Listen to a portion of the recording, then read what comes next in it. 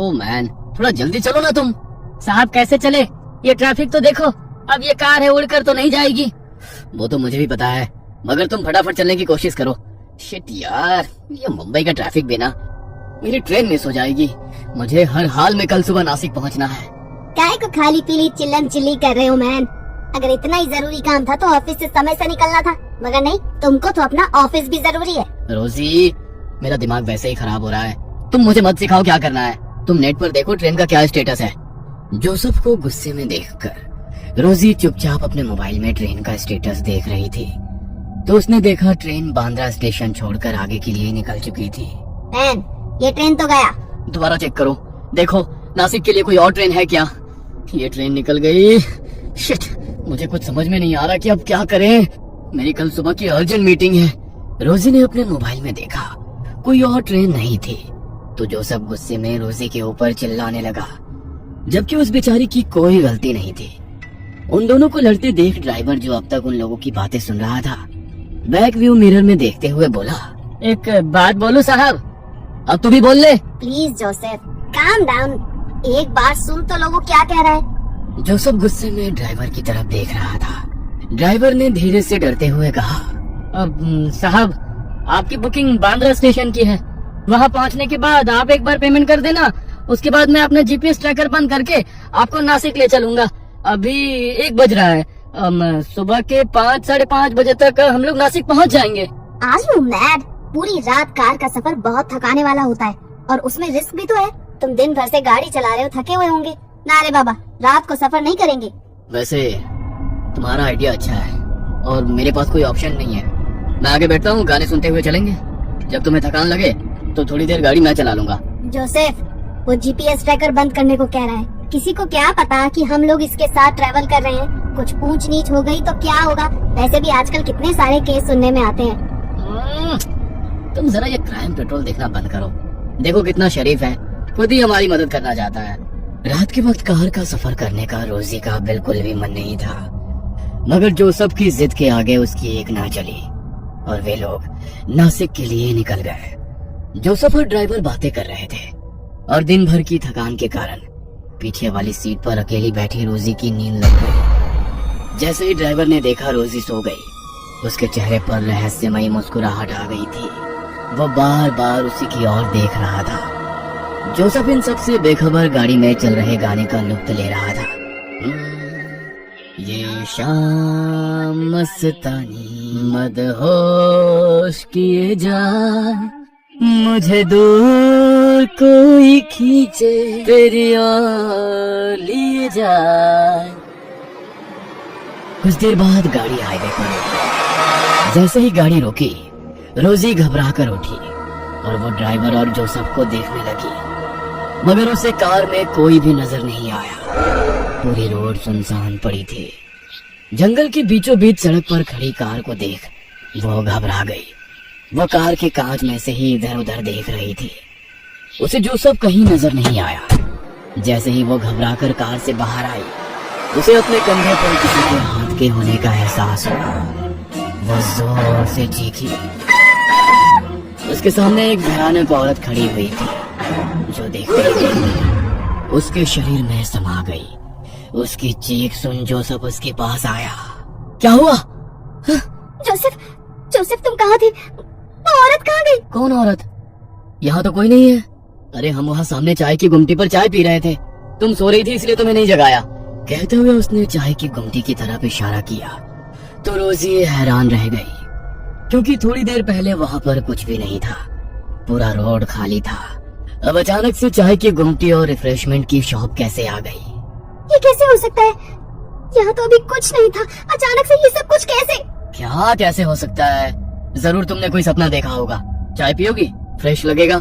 Joseph उसे समझाने की कोशिश कर रहा था, मगर रोजी डरी हुई थी। उसने ना में सर हिला दिया। ड्राइवर वापस आकर ड्राइविंग सीट पर बैठा और रोजी की तरफ देखकर मुस्कुराया। रोजी को उसका यूं मुस्कुराना अच्छा नहीं लगा। ड्राइवर ने उसकी तरफ सुपारी का पैकेट बढ़ाया। ये लो, इससे तुम्हें नींद नहीं आएगी। जोसेफ के कहने पर बेलन से रोजी ने वो सुपारी अपने मुंह में डाली, तो रोजी को तेज इत्र की खुशबू आई और उसे ऐसा लगा कि कोई उसके बगल में आकर बैठा है। मगर वहां पर कोई नहीं था। पूरी रात वो डरी सहमी बैठी रही। वे लोग सुबह सुबह नासिक पहुंच गए। देखिए, मैंने आप लोगों को सुरक्षित पहुंचा दिया। आप बेकार में ही मेरे साथ आने में डर रही थी, मगर मैं आपको यकीन दिलाता हूँ, आज रात का ये सफर आपको उम्र भर याद रहेगा। कहते हुए उसकी आंखों में अलग ही चमक थी, जिसे देख रोजी सहम गई। उसे कुछ अच्छा नहीं लगा। वो अपना हैंडबैग कार से निकालने के लिए झुकी तो ऐसा लगा उसे कोई धक्का देकर कार से बाहर निकाला हो। उसने जोसेफ की ओर देखा, मगर जोसेफ को अंदाजा ही नहीं था रोजी के साथ क्या हुआ है। दोनों होटल रूम पहुंचे। क्लाइंट से 9 बजे का अपॉइंटमेंट है, अभी तो केवल 5 बजे हैं। थोड़ी देर सो जाता हूँ ताकि फ्रेश लगेगा। आओ तुम भी सो जाओ। कहते हुए उसने रोजी को अपने पास बुलाया, मगर रोजी का मन खराब था तो वो रूम की बालकनी में जाकर बैठ गई। सुबह का उगता हुआ गुलाबी सूरज, ठंडी ठंडी हवाएं, चिड़ियों का कलरव उसके बेचैन मन को थोड़ा सा शांत कर रहा था। वहां बैठे बैठे उसे 2 घंटे बीत गए। उसे पता ही नहीं चला। जब उसने घड़ी की ओर देखा तो उसे पता चला। ओह माय गॉड, 2 घंटे से मैं यहीं पर बैठी हुई हूँ। कुछ देर में जोसेफ भी उठ जाएगा। उसके उठने के पहले रेडी हो जाती हूँ। वो वॉशरूम में अपना मुंह धो रही थी।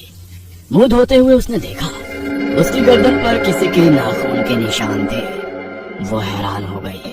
अरे, मेरे शरीर पर ये निशान कैसे? और ये क्या? इसमें से तो हल्का हल्का खून आ रहा है।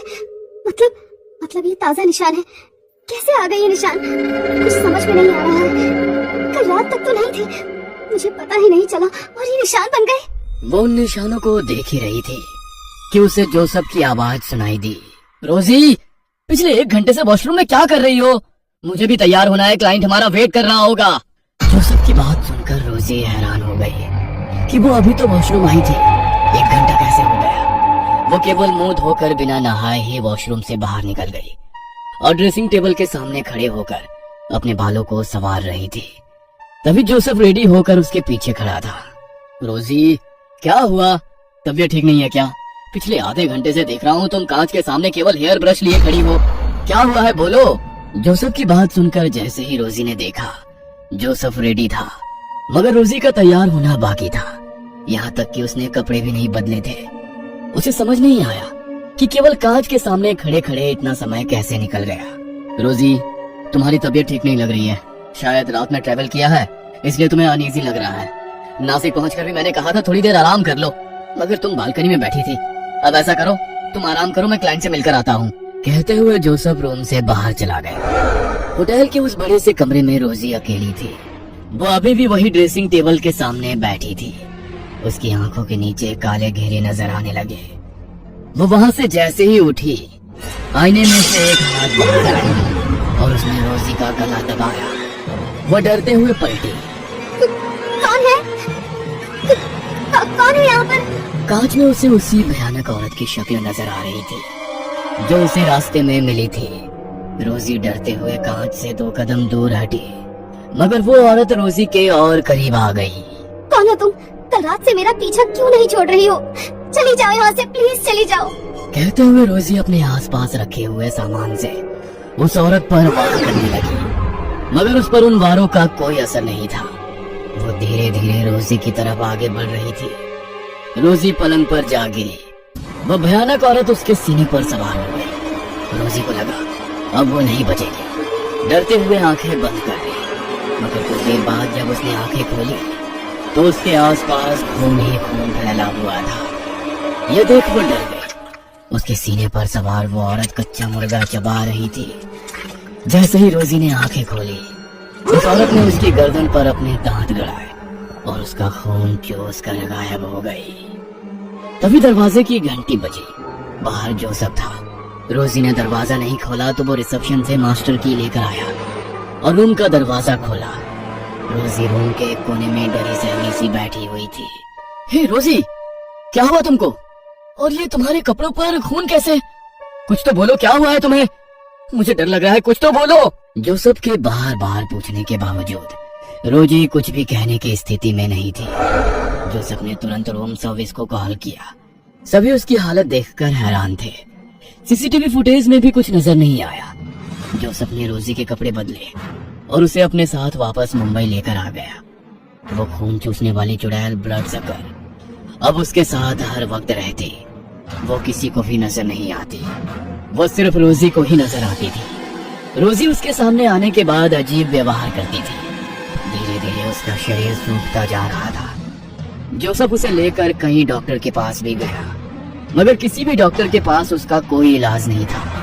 तब किसी ने उसे रोजी को चर्च ले जाने की सलाह दी। ब्लड सकर, ये क्या होता है? ये वो खून की प्यासी आत्माएं हैं जो अनंत काल तक इस धरती पर रहेंगे। उनकी मुक्ति संभव नहीं है। यह अपने शिकार को ना तो जिंदा रहने देती है, ना ही मरने देती है। इससे छुटकारा पाने का केवल एक उपाय है कि इसे किसी और के ऊपर छोड़ दिया जाए। फादर, ये क्या बात हुई कि अपनी परेशानी किसी और के ऊपर छोड़ दी जाए? यही इसका रूल है। किसी ने इसके ऊपर उसे छोड़ा है। दूसरी तरफ वो टैक्सी ड्राइवर अपनी बेटी के साथ डिनर कर रहा था। मैं बहुत खुश हूँ बेटा कि अब तो पूरी तरह से ठीक हो गई, वरना उस चुड़ैल ने तो तुझे कंकाल बना दिया था। उस रात वो मेम साहब के ऊपर मैंने तेरी कहते हुए वो मुस्कुराने लगा। जोसेफ आज भी रोजी की गिरती हालत से परेशान है। ब्लड सकर उसे ना ढंग से जीने दे रही है और ना मरने। जोसेफ का ज़मीर उसे किसी और के ऊपर छोड़ने की इजाजत भी नहीं दे रहा है। उस रात अनजान व्यक्ति के साथ किया गया रात का सफर जोसेफ और रोजी की जिंदगी में हमेशा के लिए दुख की लंबी रात बनकर आ गया। कहीं आप भी तो ऐसे किसी अनजाने सफर पर नहीं है? सावधान। ये कहानी आपको अच्छी लगी हो तो हमें सब्सक्राइब करें। हमारा इंस्टाग्राम और फेसबुक पेज जरूर फॉलो करें। और हाँ दोस्तों, सब्सक्राइब करना भूलना मत।